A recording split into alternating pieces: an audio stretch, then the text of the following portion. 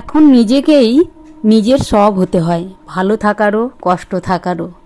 এখন মনকে বুঝিয়ে নিয়েছি, এখন মনকে অনেক বুঝিয়ে নিয়েছি, তাই ভালো থাকার জন্য যেগুলো করতে হয় সেগুলো অনেক অনেক মানে অফুরন্ত চেষ্টা করছি। এই দেখুন, সন্ধেবেলা কফি করে 1 কাপ কফি নিজের মনের মতো করে করে বসে খাচ্ছি। আবার এই কফি খাওয়ার পরেই বইটা নিয়ে বসে যাব। তাই নিজের ভালো থাকার জন্য যা যা করা দরকার এখন অনেকটাই আমি বুঝে গেছি। আবার কখনো কখনো মাঝে মাঝে ভুলও হয়ে যায়, আবার সে কারোর জন্য কষ্ট পেয়ে যায়। এই তো সেদিন মাথাতে প্রচুর যন্ত্রণা হচ্ছিল, ভাবছিলাম হাজব্যান্ড ফোনটা করবে, একবার ফোন করবে, আমি তাকে বলবো আমার মাথায় যন্ত্রণা হচ্ছে। কিন্তু সেই ভাবনা তো সাকসেস হলোই না, পাছে কষ্টটা আমি ভীষণভাবেই পেলাম।